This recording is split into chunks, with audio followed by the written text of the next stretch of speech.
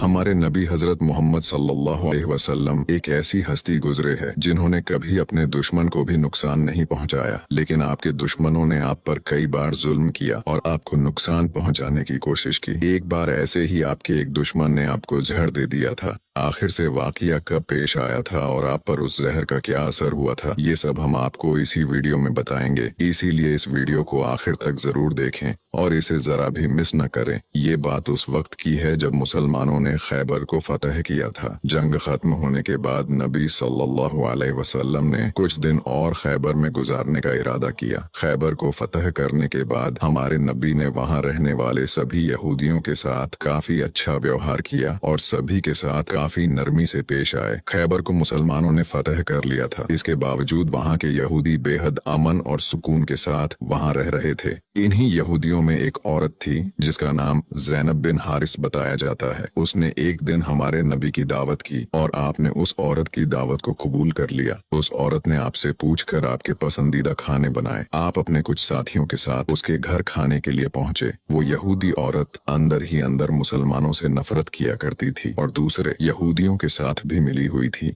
जो मुसलमानों के दुश्मन थे। उस औरत ने खाने में पेश होने वाले बकरी के गोश्त में जहर मिला दिया था। जब जहर से भरे उस गोश्त को आपके सामने पेश किया गया और आपने खाने के लिए एक निवाला उठाया और अपने मुंह में रखा तो आप समझ गए कि इसमें जहर मिला हुआ है। आपने तुरंत अपने साथियों को खाना खाने से रोक दिया और कहा कि इसमें जहर मिला हुआ है, लेकिन अफसोस कि आपके कुछ साथी उस वक्त तक कुछ गोश्त खा चुके थे जिसकी वजह से उनकी शहादत हो गई। कहा जाता है कि जहर के बारे में हमारे नबी को उस जहर की बोटी ने ही खबरदार किया था। इस वाक़ये के बाद उस औरत के साथ साथ उसके सभी साथियों से पूछताछ की गई तो उन्होंने न सिर्फ अपना गुनाह कबूल किया बल्कि ये भी कहा कि हमने आपके साथ ये इसलिए किया क्योंकि हम ये देखना चाहते थे कि आप अल्लाह के सच्चे नबी हैं या नहीं। अगर आप अल्लाह के सच्चे नबी हैं तो इस जहर का आप पर असर नहीं होगा, और अगर आप अल्लाह के नबी नहीं हैं तो हमें आपसे छुटकारा मिलेगा। ये बात तो सब जानते हैं कि हमारे नबी ने कभी किसी से बदला नहीं लिया, जबकि आप पर कई बार बहुत जुल्म किया गया जिसके बारे में कोई सोच भी नहीं सकता। लेकिन जब उस जहर की वजह से आपके सहाबा की शहादत हुई थी तो कानून के मुताबिक उस औरत को भी कत्ल कर दिया गया। लेकिन कुछ रिवायतों में आता है कि उस औरत ने खुदकुशी कर ली थी। वही कुछ रिवायतों में कहा जाता है कि उस औरत को माफ कर दिया गया था। इस बारे में कई मुफस्सरीन अपनी अलग अलग राय रखते हैं। एक हदीस में हजरत आयशा फरमाती है कि जब नबी सल्लल्लाहु अलैहि वसल्लम की जिंदगी के आखिरी दिन चल रहे थे और आप बीमार रहा करते थे, उस समय आप कहा करते थे कि खैबर में जो मैंने जहर से मिले हुए गोश्त का टुकड़ा खाया था उसका दर्द मैं आज भी महसूस कर सकता हूँ। ये बात कई किताबों से साबित है कि उस जहर का असर हमारे नबी के आखिरी दिनों में देखा गया था और इसी जहर के असर ने आपकी वफात में एक अहम किरदार अदा दिया था।